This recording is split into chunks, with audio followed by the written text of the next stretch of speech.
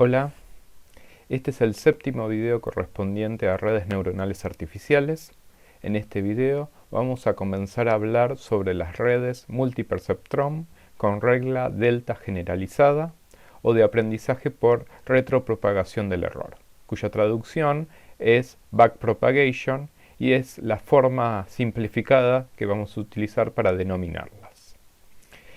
El nombre que tienen estas redes neuronales tiene que ver con su relación con las redes que vimos anteriormente, las redes perceptron. En este caso, las redes backpropagation se denominan como multiperceptron porque van a estar formados por muchas neuronas de tipo perceptron. Entonces, una red backpropagation lo que hace es combinar neuronas perceptron, como las que vimos anteriormente, para resolver un problema más complejo que la red perceptron por sí sola no podría. Entonces, estas redes backpropagation tienen como característica que pueden resolver tanto funciones lineales como no lineales. Para lograr esto y lograr aprender, se utiliza un aprendizaje especial donde se aplica el concepto del gradiente decreciente y la propagación hacia atrás del error. Más adelante vamos a ver cómo funciona esto. Lo que podemos adelantarles es que este tipo de aprendizaje pertenece al mismo tipo que el que tenían las redes perceptron. Sigue siendo un aprendizaje por corrección de error, supervisado y offline. Estas redes también son heterosociativas y, a diferencia de las anteriores, son multicapa. Para ver en qué tipo de problemas se puede aplicar una red backpropagation, podemos decir que sus principales aplicaciones tienen que ver con la clasificación de datos, con la estimación o la predicción de resultados. O sea, que esta red me permite, por un lado, yo la puedo usar para que aprenda cómo clasificar información de acuerdo a ejemplos que yo les di anteriormente a la red para que cumpla el mismo criterio. Entonces, por ejemplo, la podría utilizar para que me clasifique productos de acuerdo a algún criterio o clientes. Por ejemplo, me podría llegar a decir si un cliente es confiable para que yo le pueda dar un crédito o no. Le podría clasificar productos de acuerdo a su calidad, teniendo en cuenta las características que tienen. En el caso de la estimación y predicción es algo muy parecido, pero dado que estamos hablando de estimar o predecir, lo que está pasando estamos hablando a futuro de lo que va a pasar. Entonces, por ejemplo, esta red yo la puedo aplicar para predecir el clima a partir de la situación climática actual. Entonces, a partir de la temperatura, humedad y presión actual, estimar cómo estará el clima dentro de una hora o al día siguiente. También se podría utilizar para estimar el valor de una acción en la bolsa, de acuerdo a la situación actual. Predecir cuál va a ser la evolución de un paciente de acuerdo a su situación actual. Entonces, esta red tiene muchas aplicaciones, se puede aplicar en muchos dominios y muchos tipos de organizaciones. Por eso presenta una gran utilidad. Para mostrarles cómo se puede aplicar esta red para estas aplicaciones, vamos a verlo en un ejemplo bastante simple. Lo que le vamos a solicitar a nuestra red, entonces, es que nos resuelva este test de inteligencia. Obviamente no se lo vamos a pedir a una red, se lo vamos a pedir a la red neuronal que ustedes tienen en sus mentes. Entonces, ahí lo que tendrían que hacer ustedes es tratar de encontrar un patrón o una relación que hay entre los datos de entrada y los datos de salida, para luego estimar o predecir cuál debería ser la salida para el último dato de entrada. Bueno, supongo que ya lo sacaron, así que les vamos a mostrar la respuesta. Fíjense, lo que se hace es multiplicar el dato de entrada por el valor anterior y eso nos daría un resultado. Esa sería la relación que podemos encontrar nosotros como seres humanos. Una red neuronal no encontraría esta relación, pero lo que podría hacer es modificar los pesos de las conexiones para lograr que, Si yo le ingreso un 3, me devuelve un 6. Si yo le ingreso un 2, me devuelve un 2. Y así con cada uno de los números. Este tipo de test de inteligencia que vimos recién tiene un solo dato de entrada, pero también podría tener más de uno. O sea, yo podría tener una red neuronal que tiene más de un dato de entrada para generar una salida. Entonces, en este nuevo test, yo tengo los dos datos que están a la izquierda y a la derecha, y el resultado debería ser el valor que está en el medio. Bueno, supongo que ya lo sacaron.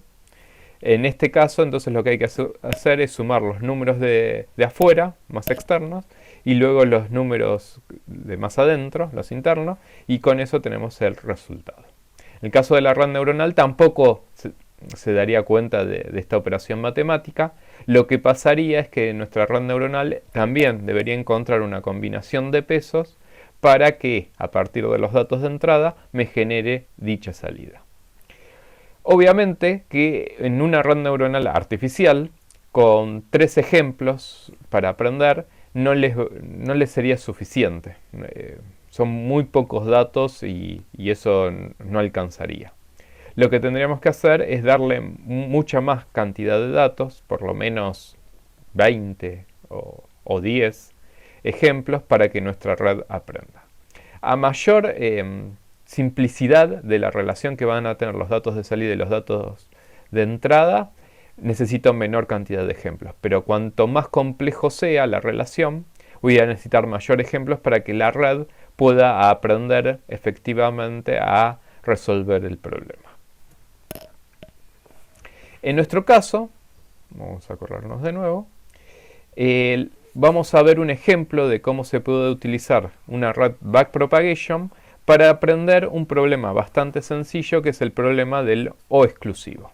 Este problema habíamos dicho que una neurona perceptron no la puede llegar a aprender porque no es lineal, es un problema no lineal, pero vamos a ver cómo una red backpropagation, que en este ejemplo vamos a tener una backpropagation con 3 capas. En la primera capa tenemos 2 neuronas de entrada porque los datos de entrada van a ser 2. En la capa oculta definimos 3 neuronas ocultas porque nos pareció aceptable para este problema. Y como neurona de salida tenemos una única, dado que la salida que va a generar para este problema es 1. Bien, entonces acá tendríamos los patrones que queremos resolver. Con 4 patrones serían todas las combinaciones posibles, así que no hace falta definir ninguno más. Ya tenemos la topología de nuestra red definida. Entonces vamos a ver ahora los otros elementos de esta red neuronal. Por un lado vamos a tener las funciones que se van a aplicar. Backpropagation, la red neuronal, nos solicita que la función que se aplique en cada neurona tenga que ser una función derivable. Por eso mismo, la función que nosotros vamos a aplicar como función combinada de la función de activación y función de salida va a ser la entrada neta menos el umbral, y a eso lo aplicamos la función sigmoidal. Dado que la función sigmoidal es derivable, la podemos aplicar.